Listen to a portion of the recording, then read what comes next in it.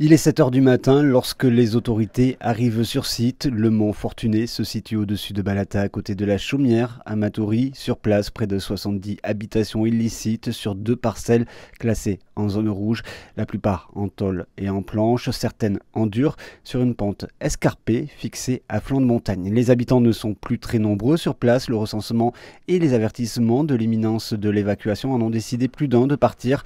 Ce lundi matin restent ceux qui n'avaient pas encore pris le temps de faire leurs valises et ceux qui souhaitaient pouvoir accomplir les démarches pour obtenir un logement social.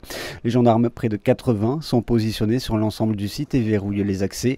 Le préfet a demandé que tout se passe dans l'ordre. À la fin de la matinée, justement, Thierry Kefelec s'est rendu sur place pour constater par lui-même de l'avancée de l'évacuation. Vous avez pu le constater d'ailleurs par vous-même, la fragilité des sous-sols, et on sait très bien que lorsque ces sols sont gorgés d'eau, nous allons arriver sur une séquence après la saison sèche, la saison dite humide, on peut arriver vers des catastrophes.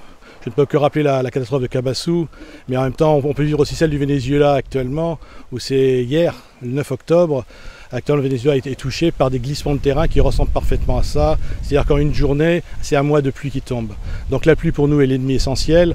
Et évidemment, nous travaillons avec des ingénieurs de la plus grande qualité, le BRGM, qui modélisent, si vous voulez, l'ensemble des risques. Là où l'État est intervenu, c'est parce qu'il y avait des risques que ces terrains s'effondrent un jour. À ses côtés, le colonel en second de la gendarmerie de Guyane et le commandant de la compagnie de Matoury, mais aussi les pompiers qui sont venus prêter main forte pour veiller à ce que personne ne soit blessé.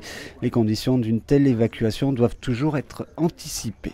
Nous n'avons pas que gendarmerie, nous avons aussi les sapeurs-pompiers SDIS, une cellule d'accueil, il y a aussi le volume des élus et évidemment tout ça sous la dynamique d'un huissier car nous actons une décision de justice. Je suis venu justement aussi pour ça, pour voir l'action, mais en même temps l'impact géomorphologique, ce sont des terrains à très haute sensibilité et pour cela les ingénieurs du BRGM ont été une ressource précieuse, efficace, qu'on a traduit dans des actes administratifs et des actes qui sauvent des vies. Alors que le préfet terminait sa visite, le maire de Matoury, Serge Smock, est arrivé à son tour. Après s'être serré la main, les deux hommes ont discuté. Le maire a rappelé que cette situation devait être enfin solutionnée. Je pensais que ça aurait été plus...